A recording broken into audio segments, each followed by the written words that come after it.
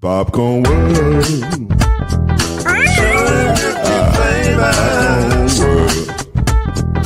Popcorn World. Yeah.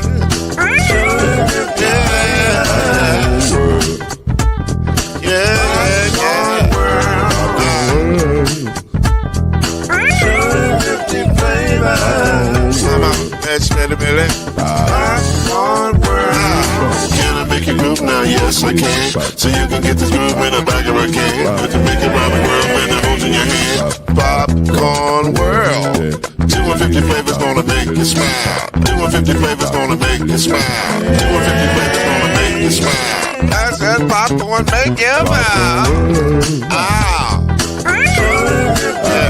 Popcorn World. Popcorn World. Popcorn World. It's a popcorn world. It's a popcorn world.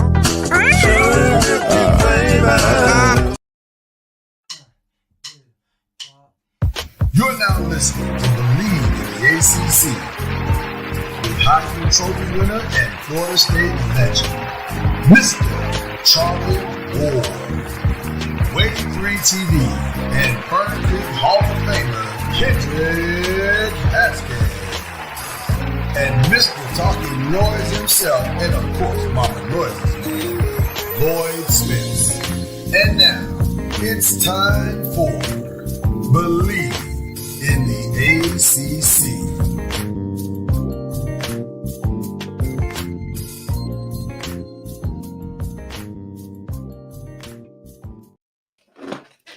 To say that we have a lot to discuss today would be a gross understatement. And yes, there are some people who are looking for nub in all the wrong. Okay. And mainly they used to coach for Florida State. Those people. A lot to discuss. We're not even going to waste time at all with banter because I got so many questions right now. As you all know, the Florida State Seminoles played this past weekend. It did not go well. Notre Dame won the game 52-3. That ain't the story. The story is coming out of that game, major changes took place. The offensive coordinator for the Florida State Seminoles, gone. The defensive coordinator for the Florida State Seminoles, gone. The wide receiver coach for the Florida State Seminoles, gone. And by the way, a highly controversial wide receiver coach, just ask Keon Coleman, all gone. We got questions. Who better to answer those questions than our very own Charlie Ward? Charlie, what happened? To your knowledge. They got let go. I mean, it's when you're in the midst of a 1-9 season. I mean, it felt like they needed changes, new blood, I guess, to the staff. I mean, this is kind of hitting at a lot of different things throughout the year. But the season, of course, has gone down the hill. And with that, at this point, Coach Norville is doing what people do.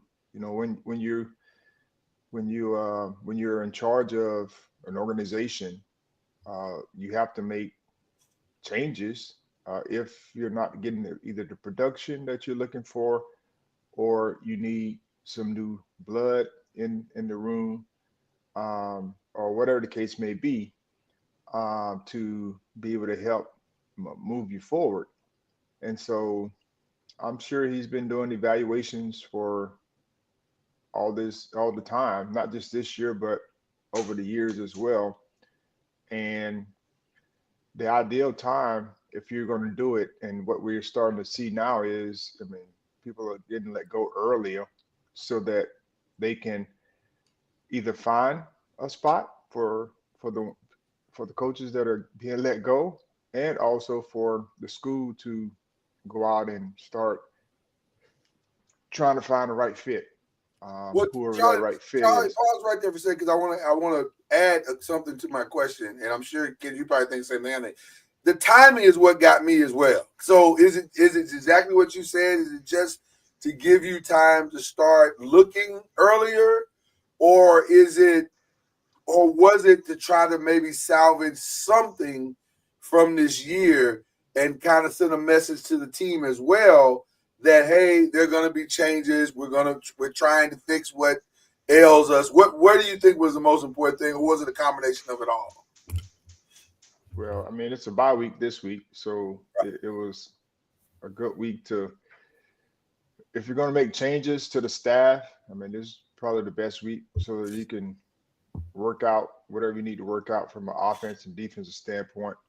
You know, whatever that looks like. And then wide receiver coach position. Sure, they have quality control coaches that they can move up to work that part.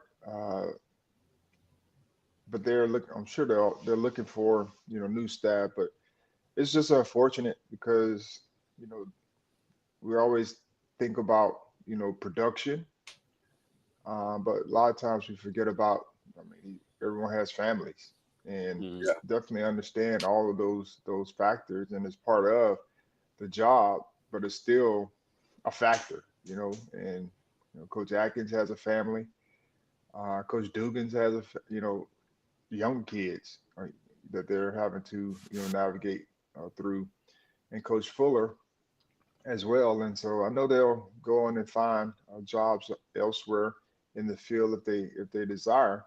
But it's still the fact that they're having to figure it out, which, like I said, is part of the job, but it's still tough. I mean, I've been in that situation where we've had to, we were traded in the middle of the year, and we had to figure it out. God worked it out to where we ended up not having to go to Phoenix, but we ended up in San Antonio, and we were in a 2-bedroom apartment in San Antonio for 6 months. And just blessed to be able to be there, but it's still, a challenge on the family. Yeah, that's the part of all of these transactions that people forget about is, especially, I've always wondered that when players get traded, all the logistics that go into that, especially for that player, especially when players get traded multiple times in the season, that's got to be insane. But I almost feel like bye weeks this late in the season are almost dedicated to if you're going to change your staff, because that's when they do it. It's when the bye week late in the season. It's because they want to get a jump on hiring. I'm I can be a little bit cynical. I don't think they really putting much thought into what the former coach's job search or whatever is. I think they're just more these universities are just more concerned with getting that position filled, and so that's more of it than anything. I don't think there is anything to salvage this season. It's just all about with the transfer portal. I think it's all about trying to keep the kids that are the talented kids there and not have them leave hit the transfer portal. Yeah, I mean that's part of the deal. Regardless if you win or lose, your best players or better players, leaving for the transfer portal. But I will say there is something to salvage for this year, which is winning 2 games, and one of those games being against another rival, Florida, who is struggling. And when you talk about salvaging the season, it's not going to salvage whether you go to a bowl game or not, but it will give you some momentum heading into the off season. Little, I mean, not a lot, but a little momentum because you've lost like 6 in a row, whatever the number is, and you at least get a chance to win 2 in a row to finish the year. And so I would just say from that standpoint, now we're not talking about going to no bowl, getting over 500. I mean, that's out of the window. But at least you can put together two wins. I don't know if it's solid, but two good wins at this point, to at least have some momentum going into the off season, which there will be more changes. And I just know this is like the biggest turnaround from going 13-0 to where we currently are at 1-9. And I keep seeing all these different things hitting the wire about Deion Sanders and all these other different coaches. I know people doing their jobs. I totally get it. But Coach Norvell was 13-0 last year. And for him to go 1-9 or whatever it is, that just has to say something about the state of the program, which means there's a lot of young players that they had to play and they had to grow up and develop through this season, and it hadn't gone according to plan. With some of the transfers that they brought in to be able to help some of that gap that was missing. So it's been a season that they've had to own and continue to work to get better. So I just say, just like all the time, if things aren't going well in your life, just keep moving and keep living, and keep doing the right things to try to make sure that you're getting the desired results that you want through the process. I want to go back for just a quick second because you kind of back to the firings, if just for a second. When people are fired in this way, that feels like there's more conversation than just in Mike Norvell's office. Is this a Mike Norvell, AD, everybody's like, we all sit down and let's figure out what's the best thing to do for the program type of conversation? Or is this solely a Mike Norvell to the best of your knowledge? Well, I mean, every head coach and athletic director, they have their own come to Jesus type meetings. Yeah. In the sense of just trying to figure it out. And from what I understand, they're on the same page. Okay. As far as the plan of action, because, I mean, the AD has to be on board with what you feel like is best. And so what they have going on now is part of the plan. I mean, I didn't know this was coming, but it actually, happened. So it's just something that, like I said, they all meet. I mean, that's part of the routine, but it's definitely a meeting that's different when you're 1-9, and the AD wants to hear the coach's plan moving forward. And it's hard because Coach Norvell, I think this is his 4th or 5th year. Yeah. Yeah. And so he just got an extension. So I was just looking at something that popped up online, and they were talking about from 2016 or 2013 to 2020 or somewhere 2021, that the NCAA or colleges were paying like $513 million in dead money. Yeah. To coaches that they let go. Yeah. And I'm sitting there thinking, like, man, I understand the business and all of that, but if they're able to do that, then that means they're making quite a bit, or they're going in debt, one of the two. Yeah. And donors, like, the big time donors pay a lot of those buyouts. And so, like, Louisville's in that same boat. Oh, Louisville. Tell them donors there's a lot of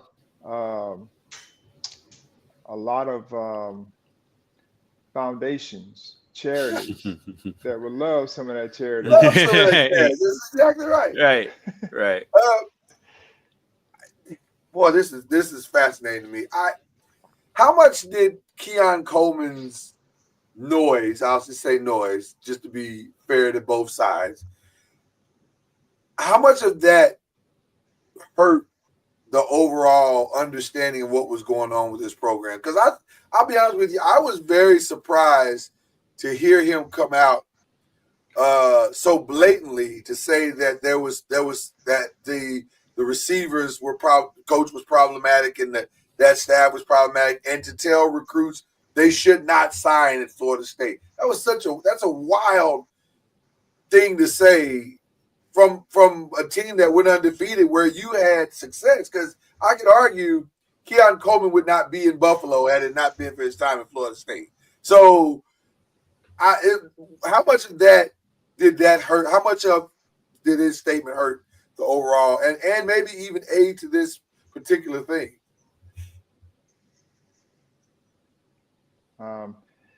Well, I've heard quite a few people come out and talk about the positive things that they were able to glean from Florida State and the staff.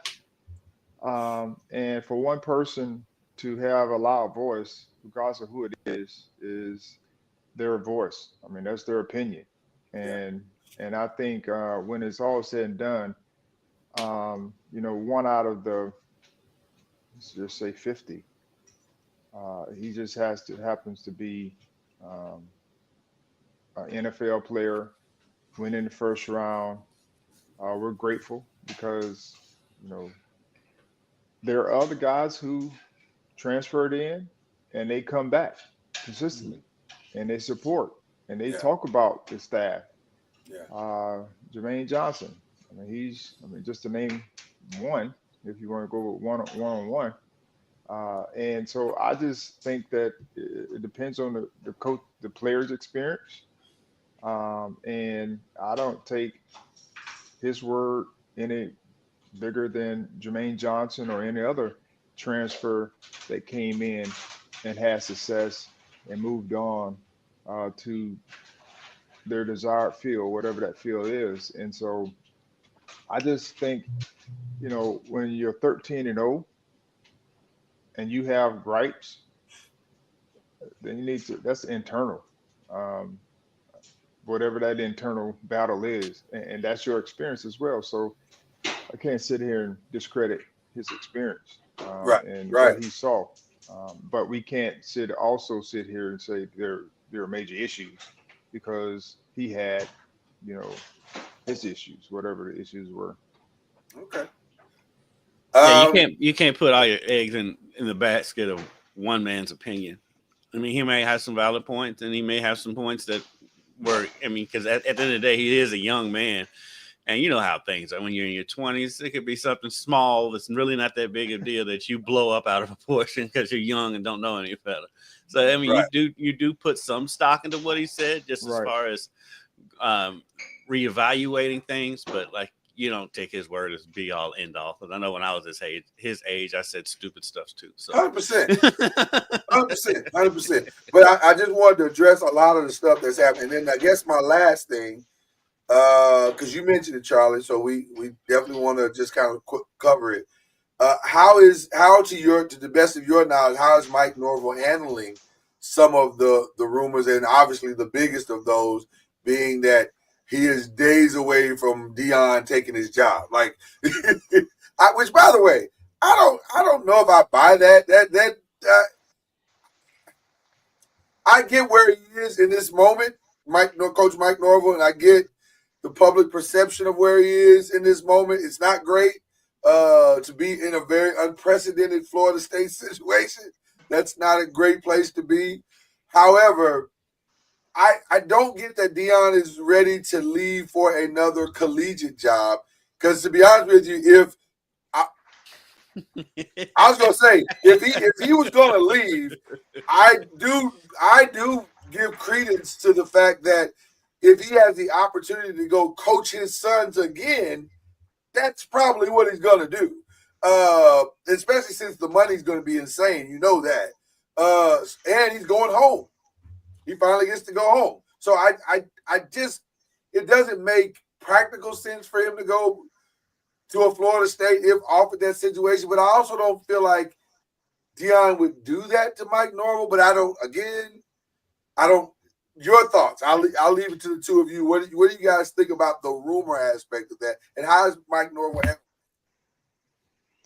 Well, here are my thoughts. This time last year, Deion was going through the same thing because they were 4-8 or whatever it was. Whatever.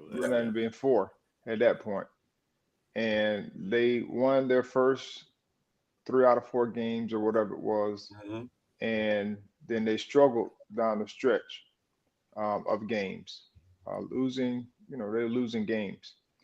And this year, when Colorado came in, they were talking about this, prime time on the hot seat, Coach Prime on the hot seat in a sense. And if he didn't win this year, then they would be getting rid of, he'll be moving on. And it's a whole bunch. It's just the narrative just changed all of a sudden. Now that they're 7-2 or whatever they are, and now he's a hot coach because Shador, Travis, all those guys getting ready to leave.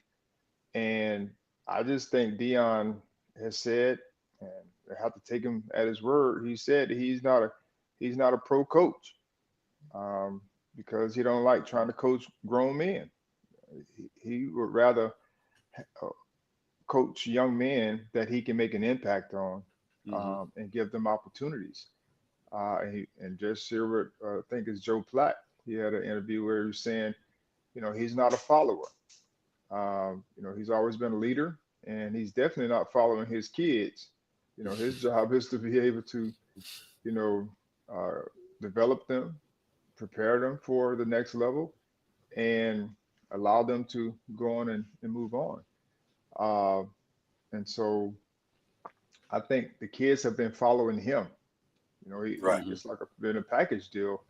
But I think for this season or next season, when Shador and Shiloh and Travis, those guys leave, I think he's still going to be at Colorado. But Coach Norvell, I mean, he's built the program back to where we're competitive for the past couple of years. I know his first couple of years were rough, like this year, but he did continue to build up to a 13-0 season just last season. And so I hear the rumors, I hear all the different things, but when it's all said and done, I think it's good for clickbait.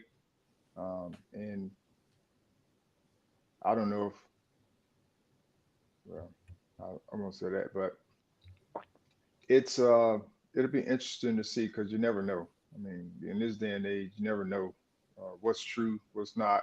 Yeah. But I to me, it just doesn't seem logical for Deion to leave to come to Florida State of all places.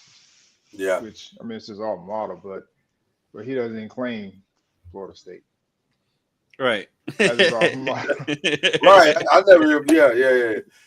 Okay. Well, listen, we just wanted to make sure, we got a lot of Florida State viewers on this particular podcast or listeners on this particular podcast. So I just wanted to make sure we covered this efficiently. I think we have. One thing I will say is I'll be interested in seeing if Coach Norvell relinquishes some of the play calling to the next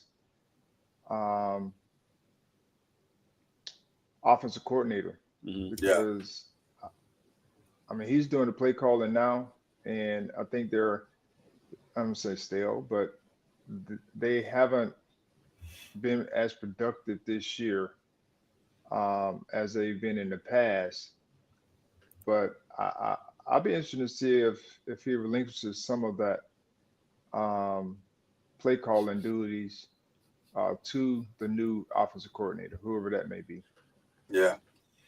That's such a trust thing.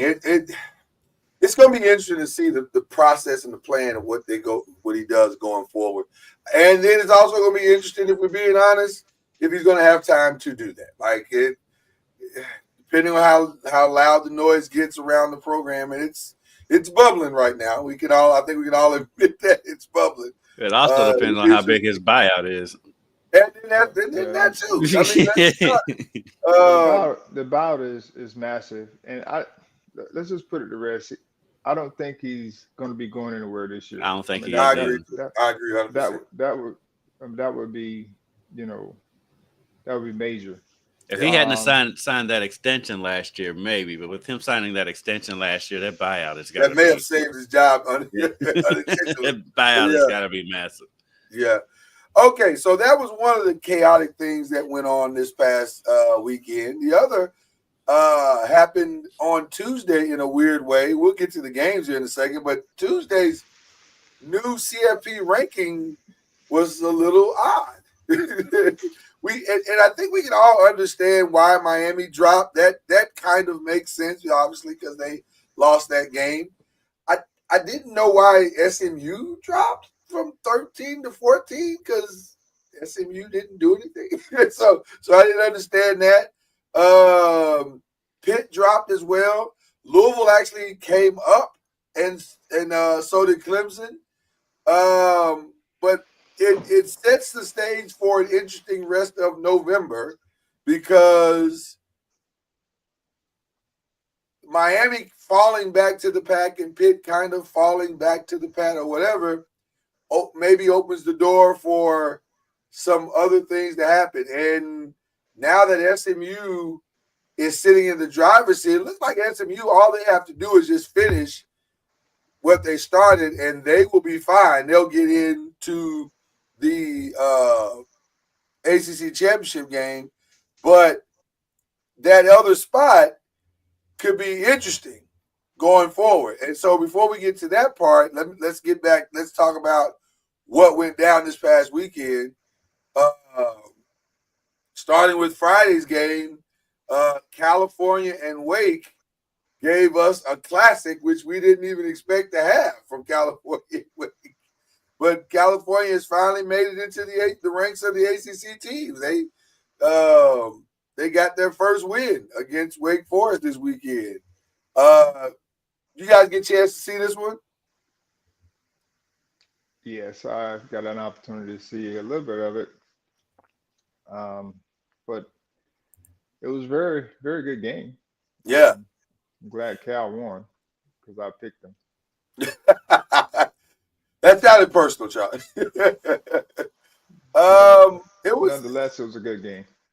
Well, the biggest thing I think that was interesting about this one, Charlie, is that Cal was finally able to close out a game, which they have not really done well all season long. Now, they put a lot on the back of Fernando Mendoza this weekend. He was 40 of 56 for 385 yards. 60 passes he was throwing. So that dude was throwing. He had like 40-something attempts at halftime. Yeah, it was crazy. It was. He had a crazy day. And not just on the passing, but I think he led them in rushing. He had 51 yards rushing. So he had a long day, and they finally got the win that they've been seeking out all season long. But boy, what a battle it was. Wake Forest was giving them fits for a long time in that game. Hey, California came across the country and won. The offense traveled. It finally traveled and sustained. So there you go. They are such a weird, hard team to evaluate. yeah, because that was a strange game, but it was a fun game to watch though. Mm-hmm. It was a really fun game to watch. Saturday though was a wild day, and maybe no game wilder than Georgia Tech and Miami. They're just a different team when Haynes King is playing. They just are. And this was interesting to me as well because they decided to go with a 2-quarterback system this time. And it worked. Normally that doesn't work as well, but They brought Haynes in basically for the running, and Aaron Philo in for whatever Passing? version of For the passing that passing. was. Yeah. And he was only 50%. It wasn't like he tore up the world, but they did just enough to win that game against Miami, which was at the time ranked 4th in the nation. Cam Ward tried to Cam Ward it for him. He tried, but just didn't have enough to get to the finish line. Shout out to Georgia Tech's defense. They played outstanding. I mean, they really, after Miami jumped out to that lead 10-7, they held the line through the rest of that game and just did just enough to win that game and to keep Cam Ward just a little bit off, from his normal Cam Ward type plays. So I heard somebody say he's for sure out of the Heisman race. I don't know if I agree with that. No. Because it's still time. It's not like there's not other games. A month left in the season.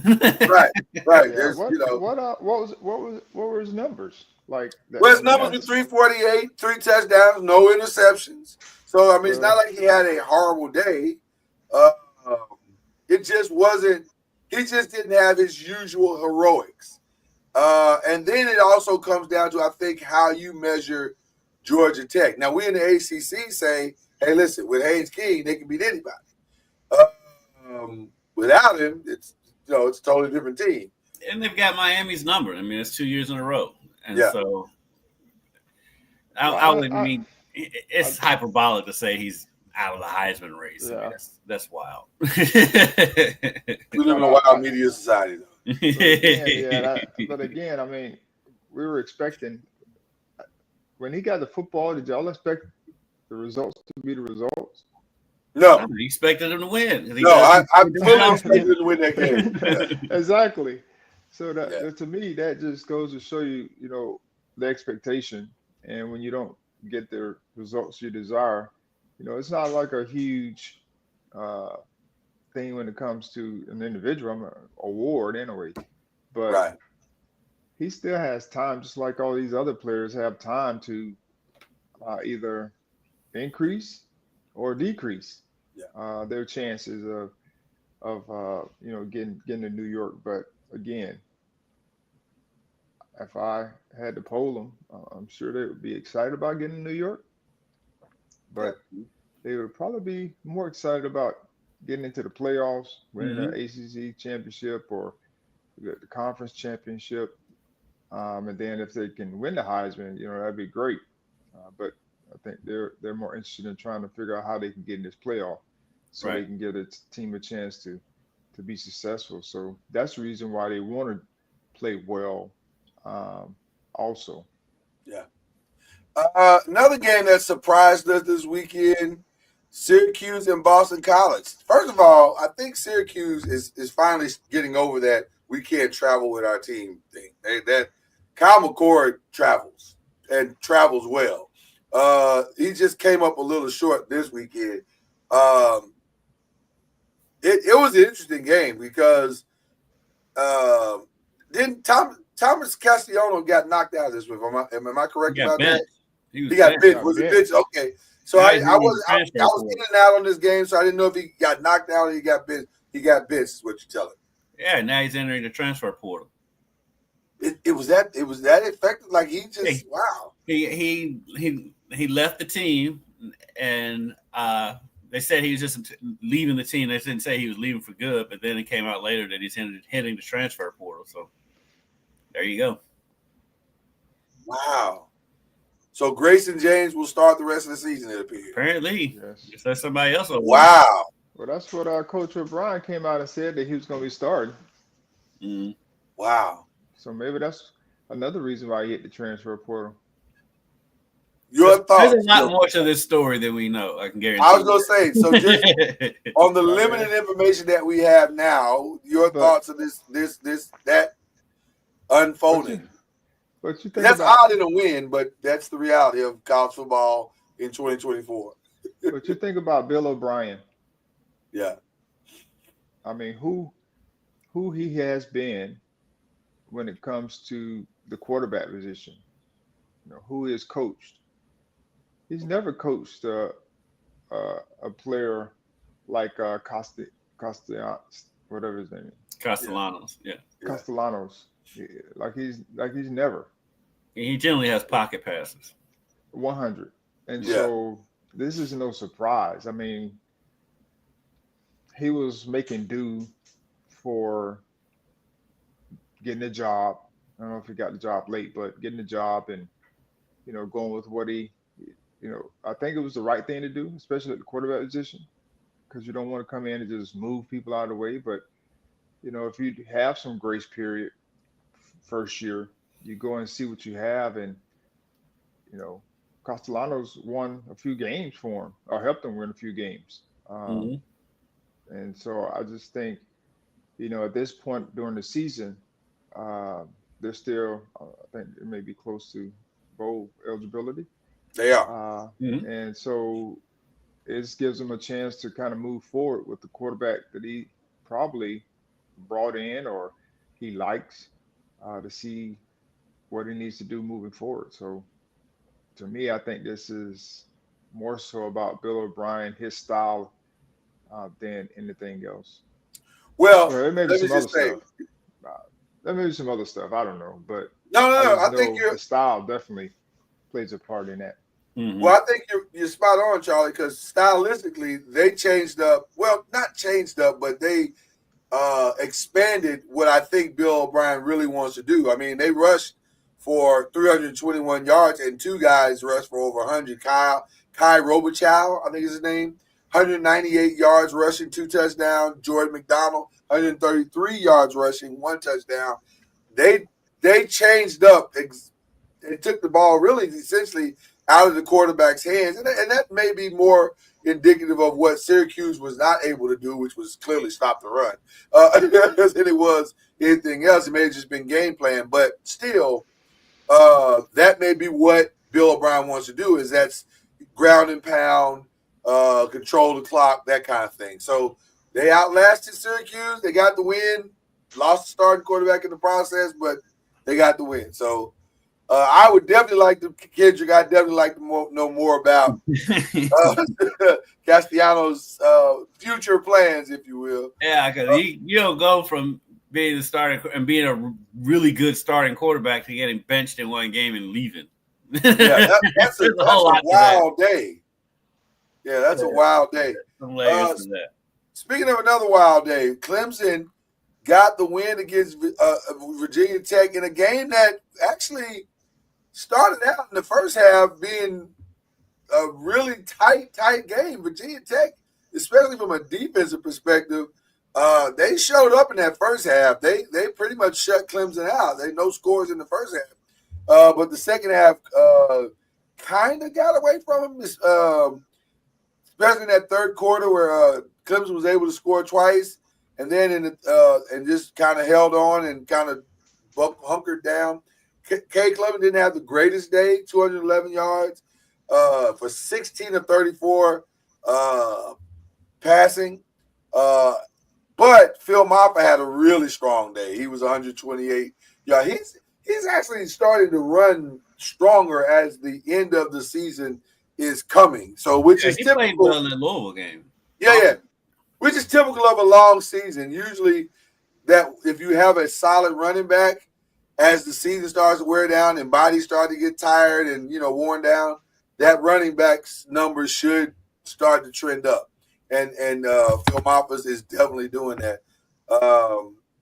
I hate to say this, and I hate to dump on the kid because I don't want to do that, but it does feel like Kyron Jones, is starting to kind of not find his lane. 9 of 20, he had a long day of not maybe the greatest contributions to that team. So Clemson does have a good defense. I mean, they ran into a buzzsaw against Louisville last week, but 2 weeks ago. But listen, to your point about Clemson's defense, but the most telling stat of this game is by Shul Tootin, 0 yards.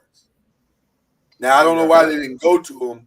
He only had 4 touches, but 0 yards. Did he get hurt? Sound like he got hurt. It feels like he got hurt. I would have to believe he had to get hurt. Got hurt. He had to get hurt. Right, and if that was the case, then that would explain why, maybe why the score ended up being the way it was, because he has been their offense for most of the season. So, yeah. Duke and North Carolina State. This was the box of chocolates game that you never know what you're going to get. Kendrick, this game saves you for the weekend, by the way. It gave you enough. It doubled your win total because on the guess. And by the way, this was definitely the most 50-50 game of the weekend. You're not kidding. Huh? So you're not kidding. Man, but Duke pulled it out somehow. Duke is, listen, while I'm saying Duke pulled it out somehow, let me be clear. Duke is 7-3. Right. So you got to give Mario Cristobal the credit he deserves. They're 7-3. No, that's Manny Diaz. I mean, Manny, Diaz. You know what? I get them both. I hate to be stereotypical, but I see them both and they look the same to me. They don't look the same. They don't look the same. They do to me. They just both have Miami ties. Yes. Maybe that's what it is. Maybe it's the Miami thing. Fred Stanford over there.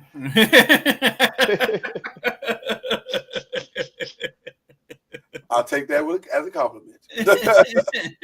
Is Malik Murphy starting to find himself a little bit? It feels like he is. Malik Murphy. Yeah, I mean, it's really his first year playing. So, Yeah.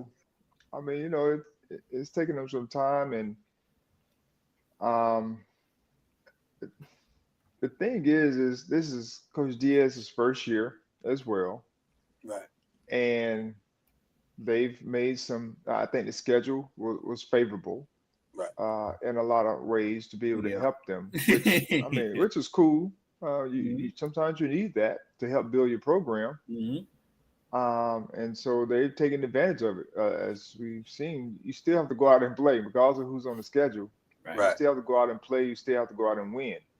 So they've done that. And so is this long-term sustainable type of season, moving forward?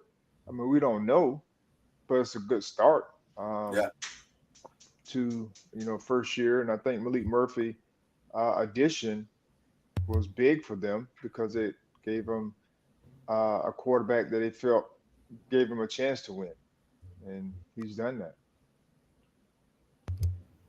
And I think he's just seeing the ups and downs of a first-year quarterback. He's had a good year. He's a very solid year. I was gonna say, but I think we're seeing a lot of up lately. Like he's starting to really find himself. 245 and 2 touchdowns is a pretty good day. Mississippi State, you never know what you're going to get to. With them, you never know what you're going to get. They had the most up and down year, second only to Virginia. Nobody saw this coming, I don't think. I think we all had Pitt, especially with this game being at Pitt. You're like, no way, Virginia's winning this game. Virginia's like, hold up here. We got this one.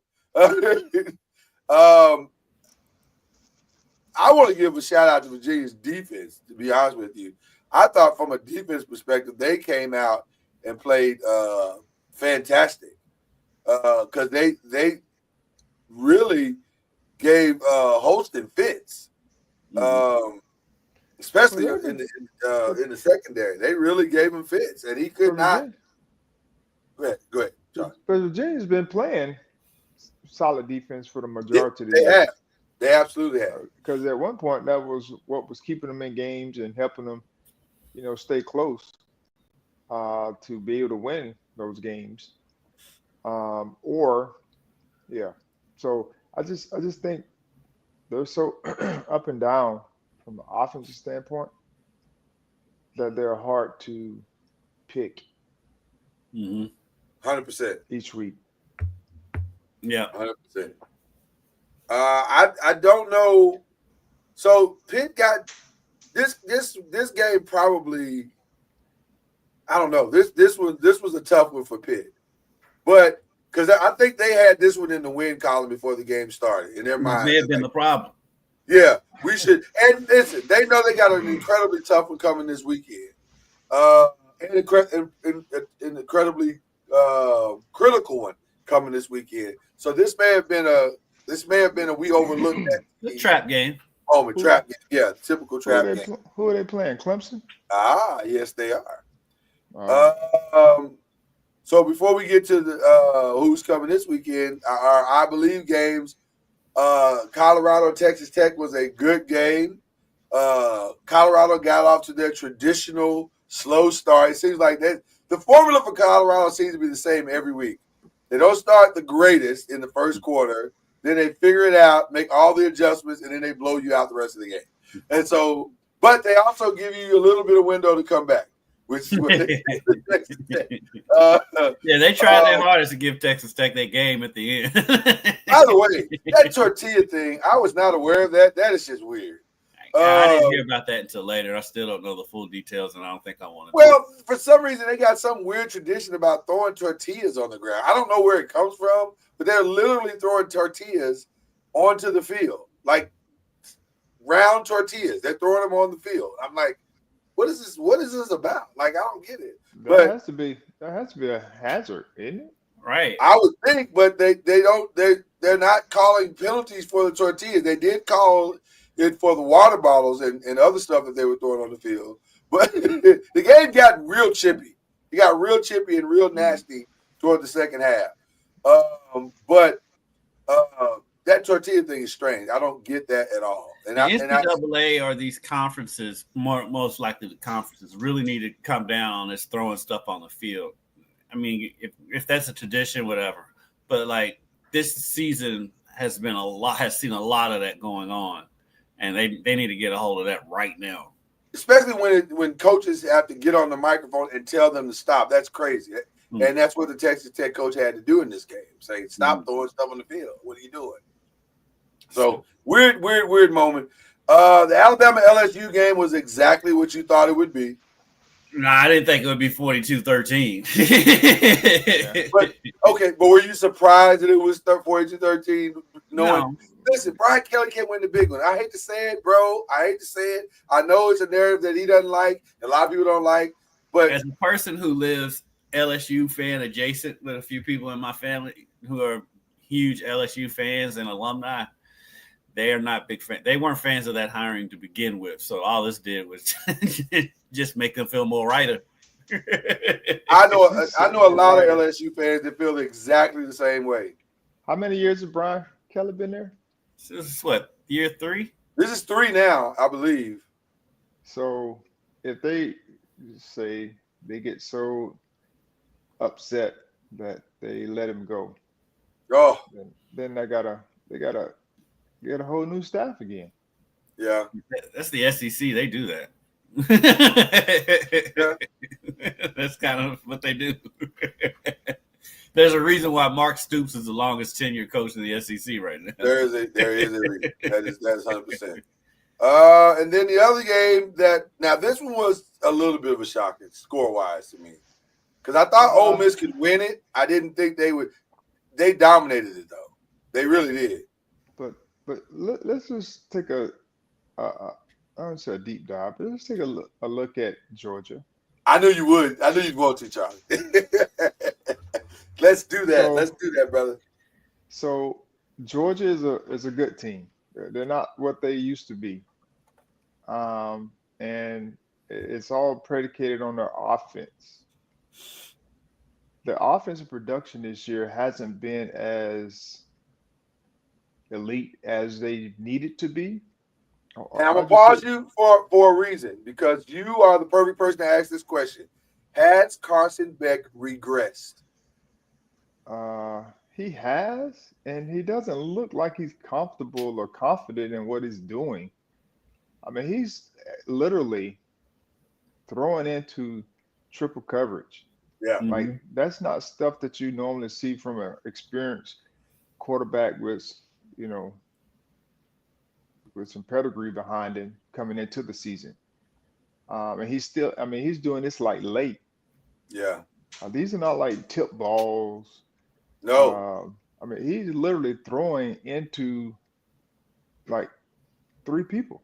And that's concerning, because most times that just tells me that you're not getting a read on what you're doing, or the defense. So to me, that has been the biggest issue for them is his play. Um, he just hadn't been playing up to par, and I think that goes back to what they've been able to do. And the reason why I feel like that's why SMU got pushed out because I mean there were a couple of top four teams that lost, Yeah. and they can't drop them all the way out. So they got to find somebody to push out, to put them on the fringe. But I mean Georgia, I don't know where they stand in the SEC, but I don't see them progressing. They may lose another game. And to me, people are saying they're still one of the top 12 teams. If they lose another game, they shouldn't be a top 12 team. I mean, it's not by out the of way, the realm for Georgia Tech to beat them at the end of the season. It's not impossible if Haynes King is there. I was going to say, with Hayes King there, that is more than a possibility. Like it may even be a certainty. But I'll say this: I thought I was seeing the same thing you're seeing, Charlie, and I want to also thank Carson Beck because I am almost 100% sure he was going to be the Giants' next quarterback coming into the season. I'm being serious. Coming into the season, Joe Shane had been to as many Georgia games as he's been to any other game in the country, and that's the GM for the Giants. I was pretty sure he was our next quarterback. And with his play this year, I think he's played himself not only out of that job, but out of the first round altogether. I don't know. The way you all evaluate that position, it's very No. possibly. The way Gettleman evaluates the position. I don't know how Joe Shane evaluates it yet because he hasn't had a chance. But Carson Beck, I don't know, man. It's been weird to watch him play this season. It's been very, very strange. Not different when you don't have that safety net at tight end anymore. But that's the thing, because he's not going to have a safety net at whatever bad team he goes to next year. So you know what I'm saying? And now he's going to go to a good team. Well, right now it looks like he may have played himself into a better situation. So. And then I believe NFL games with the Bengals Ravens, which was a classic. I can take Bengals Ravens every week. That's just good football. That's just fun football. Defensively, it sucks, but offensively, it looks amazing. They could not do anything with Jamar Chase. I mean, no answers whatsoever. This dude was. How's he always open? That's what I was about to say. It's like, how's this dude always wide open? I mean, he's not open by a slither. He's wide open. He's one of the few receivers that when he says, "I'm always open," I believe it because he was always open in that game. Yeah, all receivers say that, but in this case, he's right. He was always wide open. And by the way, the final play, the 2-point conversion, I absolutely would have threw it to him. I don't think he ever saw it. I think he had in his mind, I'm going to that tight end regardless of what's going to happen in this play. Shout out to the referees on that play. Oof. They missed all the calls. That play was the definition of swallowing the whistle. They had no intent to call. At that point, they had taken the whistles and flags and put them in the box. I think I saw one referee tuck his whistle inside. Grandmama gave me that whistle. That was ugly. Another great game. The Steelers and Commanders was a great game. Mm-hmm. The demise of Russell Wilson has been greatly exaggerated, it seems. Now, we'll find out a lot this weekend. Although the Ravens secondary is not the greatest testing ground. But can they beat the Ravens? Can they outscore the Ravens is the real question. Is Hamilton going to be back for the Ravens? I'm hearing maybe not. It's going to be a high-scoring game. Right. So this could be a high-scoring game for sure. For sure. So with all that being said, that leads us to an interesting conundrum. Let me just tell you that Ravens game saved my behind this weekend. Lloyd in the lead. Listen, barely. Let's Proud of you, brother. not do victory laps here. It's not It's a that. victory. It's a victory for you. Usually you're out of it by now. You're in the lead. I'm in the lead. I am in the lead. Barely. So, as we go into this week's game, no Friday games.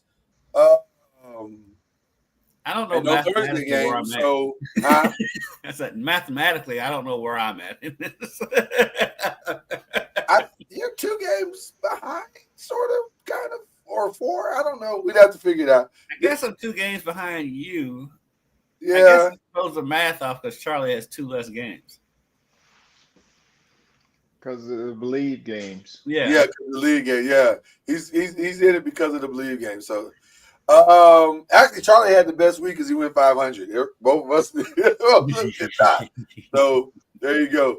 All right. So, here we go. Everything starts Saturday. One of the biggest. Well, I don't know if this is one of the biggest games, but it is an interesting game because if Louisville wants any chance to take advantage of slippage, they can't lose this game, and they shouldn't lose this game. By the numbers, huh? Louisville should win out. They should. I just say by the numbers, this should be a layup. By the numbers, even going to Stanford and playing at would be 12:30. Huh? It would be a 12:30 game. 12:30 game there, right? This should be a layup for Louisville just because Stanford has not played well at all. So, Lloyd, you'll love this. In the Monday press conference, what dominated the questions? The time difference. Yeah. When they're playing at 3:30 Pacific, 3:30 Eastern time, and it's only 12:30 out. So it's not a factor. It shouldn't be. It's a factor for Stanford coming out here like they did them against NC State when they played a noon game at NC State. That's when it's a factor. But for an Eastern time zone team playing a 12:30 Pacific time kick, it's just 3:30. It's no difference. First of all, shame on Vegas for baiting people as they are. That Louisville's a 20-point favorite. 20.5-point favorite, I'm being technical. But they may not be wrong, though. I was going to say, look at the way Louisville scores. I mean, I was going to say, but they may not be wrong. I wouldn't touch it, but I mean, I can see. Right, it feels like they're baiting people on that one, but we'll see. I'm assuming we're all going Louisville. If everybody wants to change that, they can, but I'm assuming that. That's a sweep. Okay, all right. Then we shall move forward. Now, this is the one that I think everybody's going to be paying very close attention to because you can make a case that Clemson has not played great football the last 2 weeks. You can even add to that case that Pitt is angry and they get the game at their place. And emphasis on angry because I know they feel like they let that Virginia game slip away. And they also have a decent quarterback. What are you guys going with on Clemson Pitt? This will probably be a tough game for Clemson because they're playing on the road, 1, playing at Pitt, 2, conditions, and we don't know what that looks like in November at Pittsburgh. And so I'm not sure if Clemson. As of right now, Charlie, to your point, 54 degrees. And as of today, at the time of this recording, there is no prediction of rain. But as we all know, in Pittsburgh, that can change overnight. So, yeah. But I'm gonna go with Clemson. Okay. Because they have running game and they have good defense as well. So.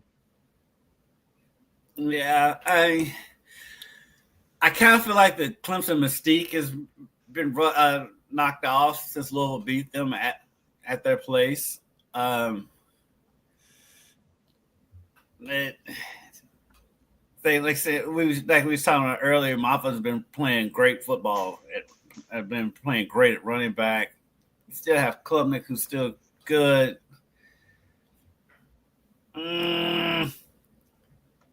You know what? I'm gonna go out on a limb. I'm gonna say Pitt wins this game. I think Pitt lost last week because they were looking forward to this game.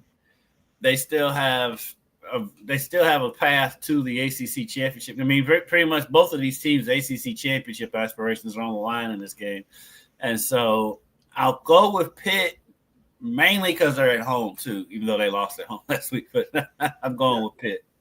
Well, let me say this. The ACC would be thrown into an interesting, chaotic mess, and all the pressure would be on Miami if Pitt wins this game. Because Pitt would have the tiebreaker against Clemson.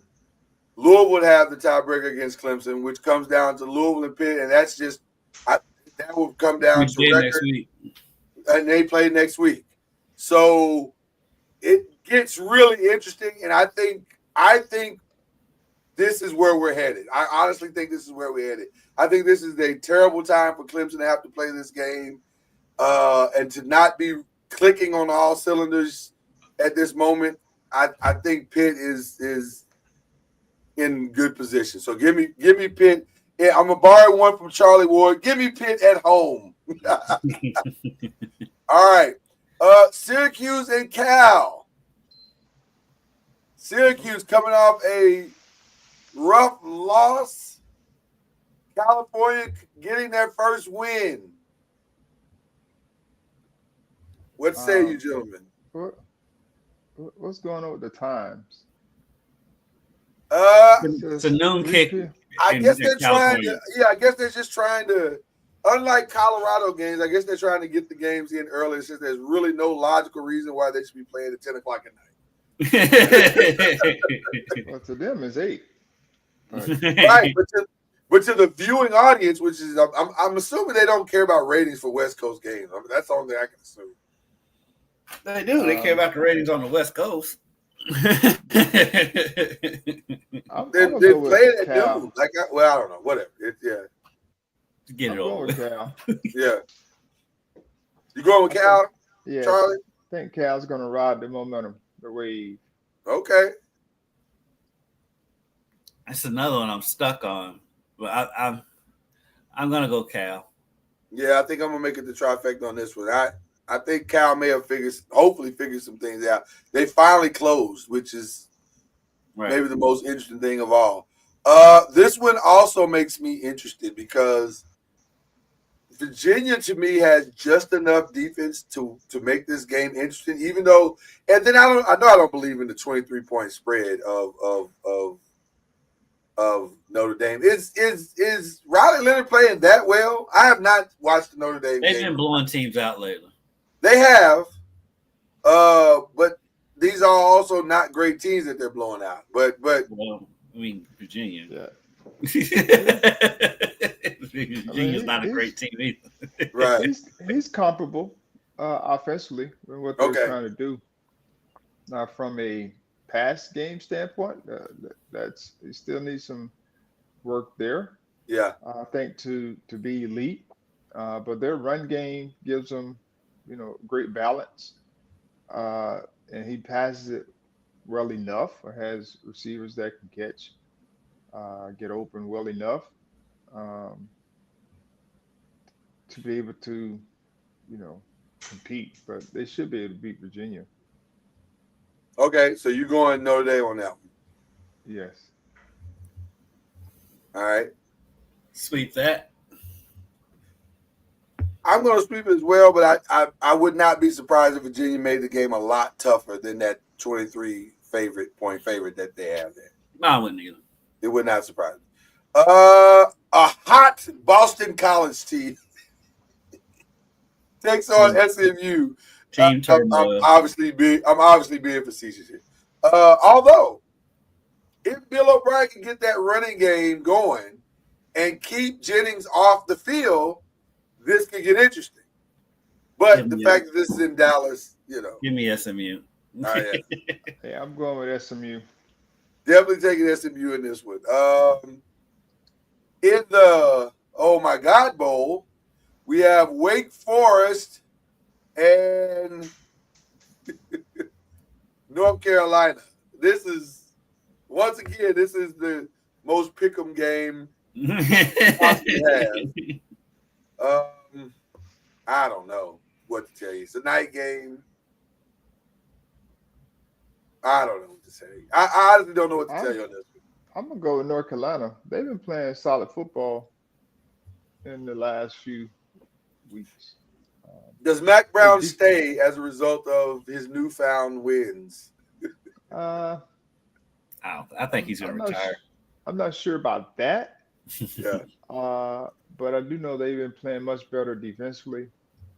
And then offensively, I think Criswell gives them a chance to win. I think he's been playing well to kind of help stabilize that part. And then the Hampton, RJ Hampton, has been terrorizing folks on the ground. So I think they'll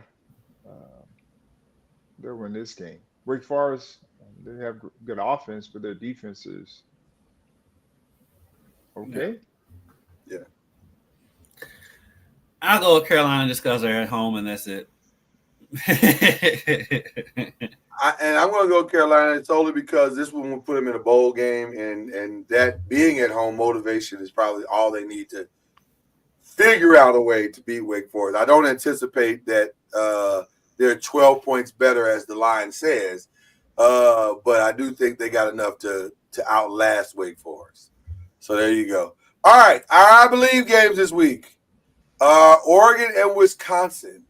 And the only reason this game interests me is because it's at Wisconsin, and Wisconsin has a lot of Purdue in them. Old school Purdue with Jeff Brom. Like, every year they find one game where they say, we can beat them. And they're not supposed to win that game.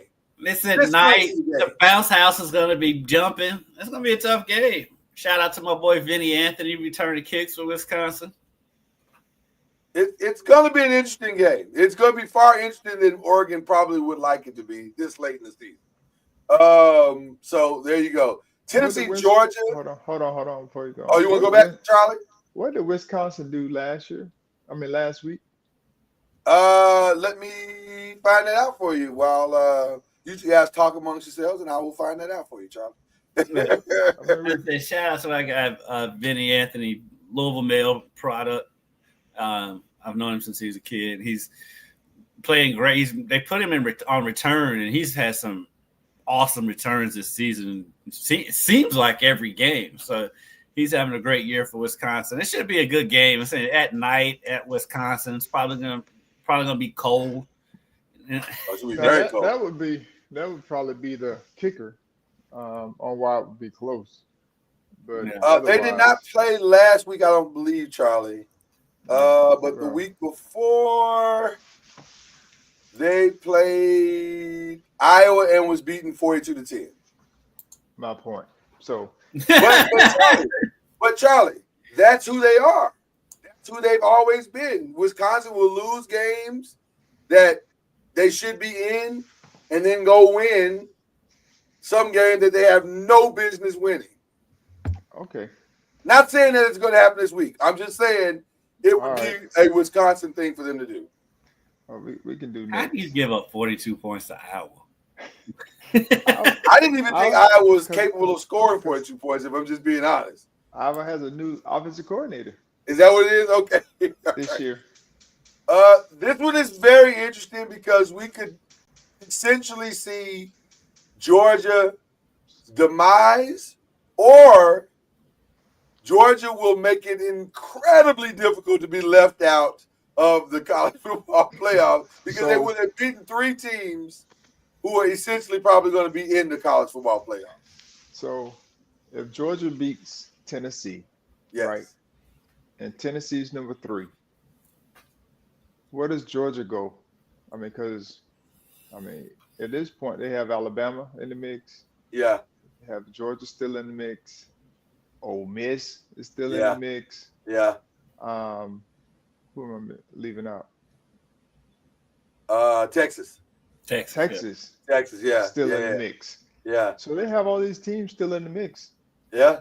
And they just keep, I guess this is the reason why they say they're they're the best conference because well they have all the teams. They're top Yeah. teams in the Yeah. top 12. Um, so they keep beating up on each other.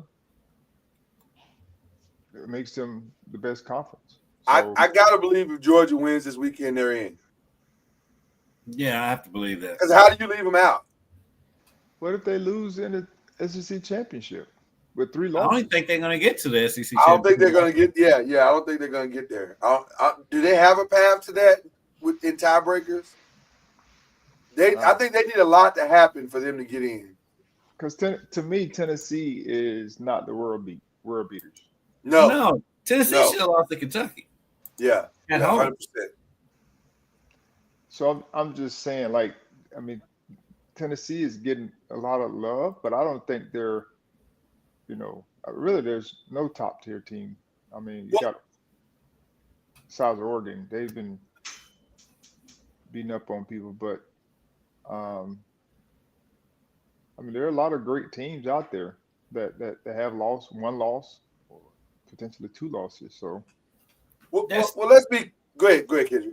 I'm looking at the SEC standings. There still is a path for Georgia to get there because they're 5-2 in the conference, and there's 3 teams ahead of them that have 1 loss.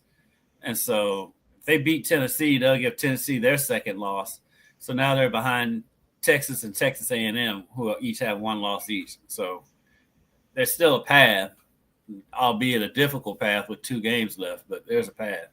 Well, I want to be very candid when I say this, just based on the eye test. I'm not sure I can take any ranking system seriously that has Penn State at number 4. With all due respect to Penn State, they haven't, from an eye test perspective, I just don't believe they're the 4th best team in the nation. I just don't. But that's where we are, and the Big Ten and the SEC are being gifted these positions by the College Football Ranking Committee to say they're the best or whatever. And I just don't think that they are. When you look at them play, they don't look like what their rankings say they are. Lord, I know, Charlie. who runs the CFP? I know, Charlie. I know. Yeah, I mean, there's no way in actuality, in real life, that Penn State should be ranked ahead of an undefeated Indiana and a BYU, especially Indiana, when they've got common opponents, and Indiana just blasted them and Penn State barely won. Yeah. Looking at it real quick. So their common opponents, I think Michigan State's one of them. Yeah. And then even with Indiana and Ohio State struggled to beat Nebraska, and Indiana beat them 56-7. I feel like they're not even looking at the games. Like they're just saying, yeah. They're not. There's no way you're looking at the games and saying that team is better than that team. There's no way. But I agree with you about Tennessee. I don't think Tennessee is the 3rd best team in the nation. That's crazy to me, but whatever. And I don't trust Tennessee in a big game anyway. Yeah. If Tennessee was in any other conference besides SEC, they would be probably 8th, 9th, 10th, 11th, 12th, 13th. Yeah, no, 100%. With their record. And then the other I believe games this week, we got the Commanders and Eagles, which goes down tonight. Should be a great game. We actually added all the great games this weekend. Commanders, Eagles, Ravens, Steelers, and Chiefs, Bills. All great games. All basically pick'ems. Like, I don't really know. The Chiefs should not be undefeated. I don't know how they keep doing it, but they are, man. They're the Chiefs. They're the Chiefs. They are the Chiefs, and they just somehow find a way. At that point, you just throw your hands up when they win by a blocked field goal. the part of the best thing you can say about the Chiefs is the part of the 20s New England Patriots will now be played by the Kansas City Chiefs, starring the new Tom Brady, Patrick Mahomes. They just finds a way. I say at some point it's going to run out. I mean, they're doesn't it have to? They're at a point where they're just barely beating teams and having to find all kind of ways to do it, which is a sign of a good team. But you got to think in the NFL or like the NBA, at some point that runs out. But that goes to show you that Ran out from Miami in college. at some point, winning culture, you find ways to win. Losing cultures, you find a way to lose. And so, that just proves the point there. Well, let's stay with you, Charlie. You, I believe, pick this week. Who you going with? You going college or pro? And then which college game are you going with? Or which pro game are you going with?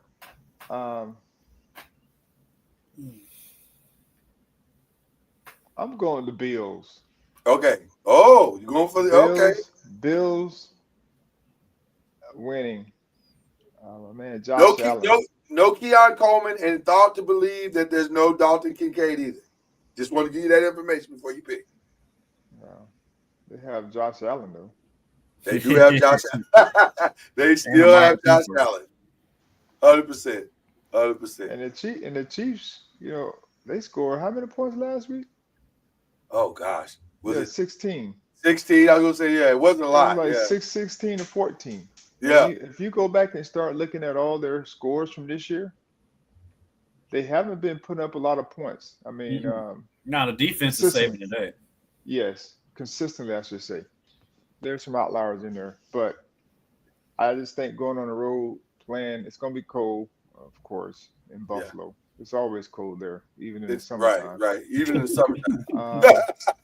But I think Buffalo is going to knock them down. I don't know if I disagree with that. Winning horse. I just gotta. I'm with you, Charlie. I gotta believe at some point, it's all gotta balance out, right? It's gotta. Looking at the Chiefs' schedule, if it's not this weekend, they may not lose in the regular season if they don't lose this week. That's the other thing. I think the Chargers are the last team that might be able to get them. Well, the Broncos will get them again at home. So. Yeah. All right. So, Kendrick, you going college or pro? I'm going college. Okay. I'm sticking by my word that I don't trust Tennessee in big games. I was looking at that one too. I think that's a fair pick. I mean, Georgia and not just Georgia, but a desperate Georgia. They gotta have this one. They can't have any slippage.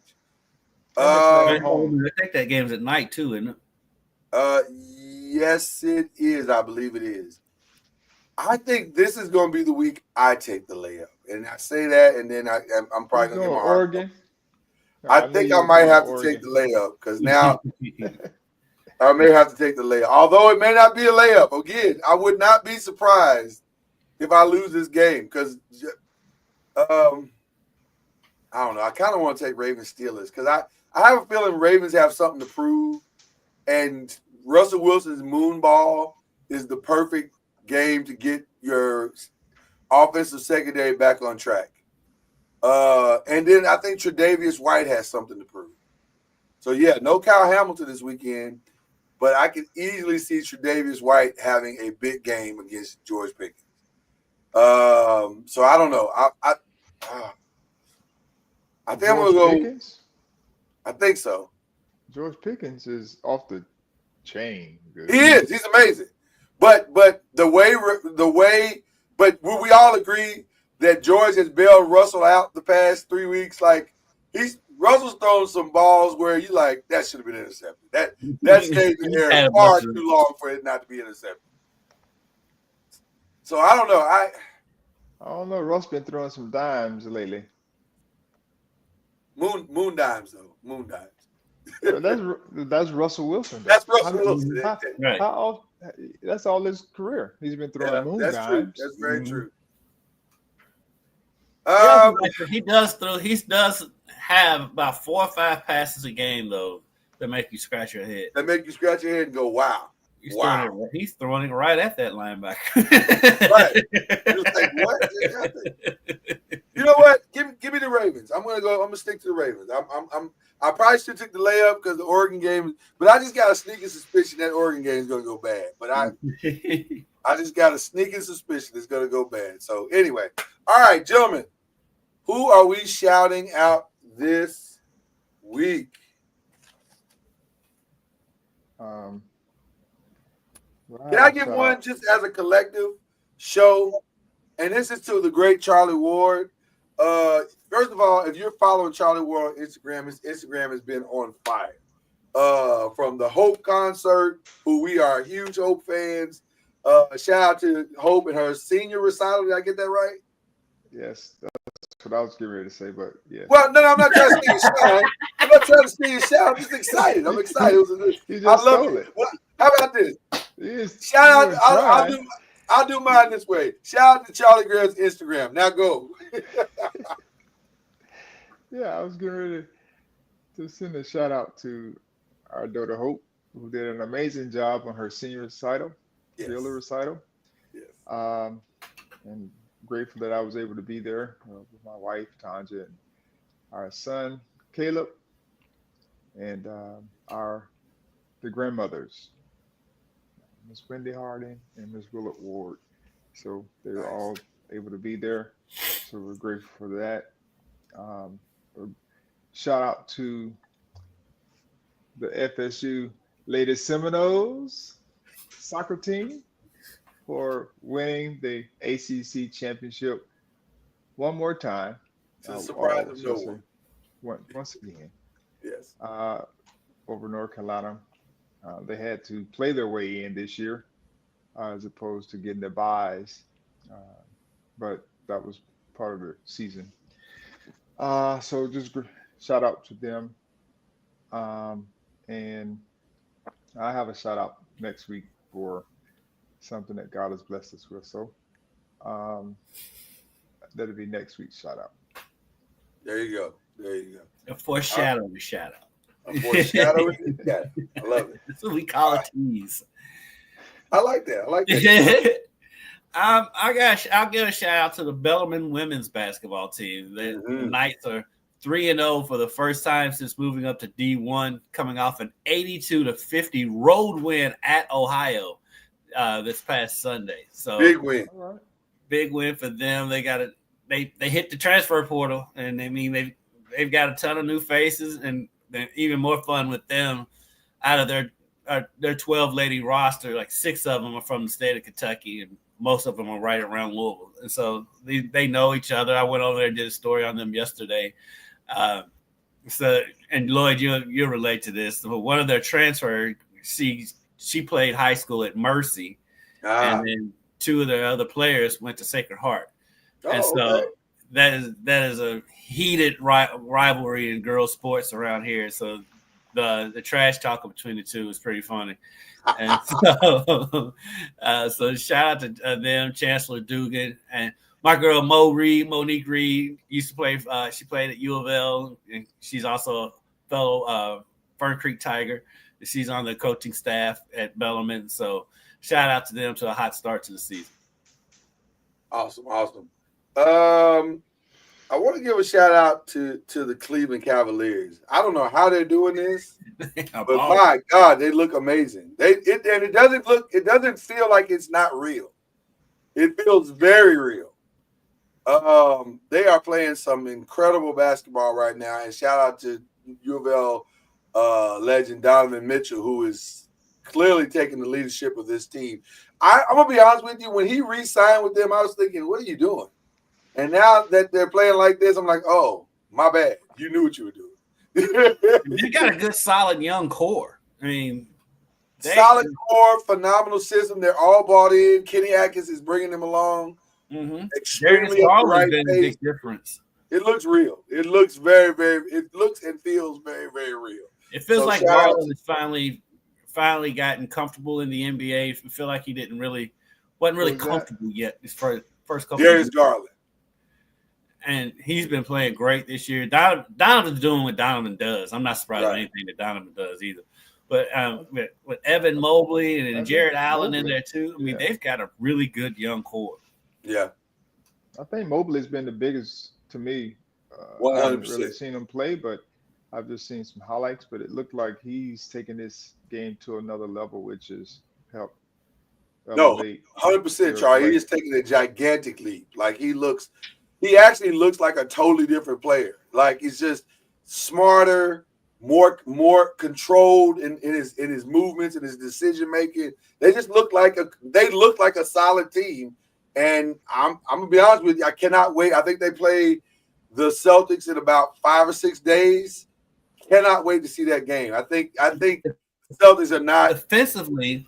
Yeah. Because like defensively with them with Jared Allen and Evan Mobley, I mean it's tough to get a basket around the hoop. So I'm just saying, I think very tough. Yeah, I think it's going to be a lot tougher than people. They're going to be a lot tougher out than people think that they are. So I think it's real. So shout out to them. And then I have a very selfish shout out and a gleeful one. Shout out to my head coach Brian Daboll, who finally made the decision that all Giants fans have been waiting for 6 years. It appears now, stranger things have happened, but it appears we have seen the last of Daniel Jones, and that makes me very happy. So why are you happy that the man got bent? because it's been awful. It's been awful, Charlie. It's been awful. Oh, Charlie, did you watch that Jacksonville game? No. That game was as comedically bad of a game you will ever see. Those two teams. Was that the one in Germany? Yes. If I'm Germany, 8 o'clock in the morning for me. If I'm Germany, I'm starting a war for sending that over there. At 8 o'clock in the morning for me. I'm up at 8 o'clock watching this game going, my God, this is terrible. It was so bad, but it was hilariously bad. But here's what makes it worse. Competitive. I was just about to say, that's what made it worse. For 3 quarters, he looked horrible. And then in the 4th quarter, he leads them to overtime. Only to look horrible in the first drive of overtime. But that's Daniel Jones. That is Daniel Jones in a nutshell. But thankfully, this nightmare has finally come to an end. And that's the magic of the NFL. There's only like 5 good teams in the whole league. But all the games are good because all the teams are just as bad as the other team. So the games are competitive. Which makes it nice. Which makes for a nice Sunday afternoon. So, but again, shout out to my Giants for finally, I think, getting this right. Unless something happens and then they decide to do something stupid. But for now, it looks like it's over. So there you go. And then I want to give the last one to Victor Wembanyama. Oh, he's been on playing out his mind. Yeah. The Spurs have been playing much better. I mean, they scored a lot of points. But I mean, they're giving up a lot of points and they scoring a lot of points. Yeah, they can't defend anybody. But they look good on offense. So the NBA has been good so far this season in general. The games have been good in the NBA so far this season. You just worry about so many injuries early on. I mean, Zion's out again. Ja Morant's out again. I knew he was hurt. I didn't know he was. It didn't hit me how bad Ja was hurt until I saw him over on the sideline last night. I was like, yeah, he was like, he looked like it's, in senior citizens go on walks and those walking sticks they have. That's what Ja had. It feels like that injury is far worse than they're saying. Like it looks right. That looks like he's hobbling. That's not an injury. That's he's hurt. That looks like second half of the season. Like speaking of which, thoughts and prayers to Chet Holmgren, man. That's wild to break your hip. That is wild. Yeah. Like I can't imagine that. I wonder if we're gonna see that kid this season again. Like probably not. That's your hip. Like that's wild. Yeah. So feel so bad for that kid because he's been snake bitten since he left Gonzaga. Yeah. I mean, broke his foot guarding LeBron in a summer league game. We're like, what are we doing? He gets one good year last year, and then he gets hurt again in his 3rd year. So thoughts and prayers to him. He's actually he's close with Clem and Brent. Has my cousins up there, and so they know him pretty well. And so, Minnesota. Yeah. So thoughts and prayers to him so he can get healthy again. Feels like the entire NBA season is going to come down to who's healthy at the end. Oh yeah, that's kind of where we are right now. Like it's. A shout out to Steph the other night. Well, you know what? Shout out to Golden State too for really celebrating Clay the way that he deserved to be. But Steph is a savage. Yeah. They are playing well. They are playing well above expectations this season. They scored their last 10 points. Yeah. And in the only way that Steph Curry could, by the way, just inside, outside, savage threes, shimmies, dances, and shouts. Again, he amazing. He's getting better still. He's better every year. Every time LeBron moves, I have to bring up how old he is. But I mean, Steph's not that much younger than LeBron. He's a hair's age away. It's but he looks phenomenal. Like, goodness gracious. So anyway, just some great sports stuff going on. It's going to be a fun weekend. You don't want to miss it. Get in front of a TV and enjoy yourself this weekend. It should be great. We'll come back and do all this next week. And hopefully, I don't know. I don't know if I should be rooting for chaos or. Yeah, let's root for chaos. I like chaos. Of course, we love chaos. Yeah, we love chaos. There you go. All right. It's somebody else's life. Right. Right. We gotta be specific. Somebody else's life, not necessarily ours. Right. Very good point there, Charlie. All right. That's Kendrick Haskins. That's Charlie Ward and Lloyd Spence. This is Believe in the ACC. We'll see you next time. You've been listening to Believe in the ACC with Charlie Ward, Lloyd Spence, and Kendrick Haskins. Please like, follow, subscribe, and share from the Noisemakers page on Facebook and on YouTube. And you can also listen to us on Spotify, Apple Music, iTunes, and wherever podcasts can be heard. And join us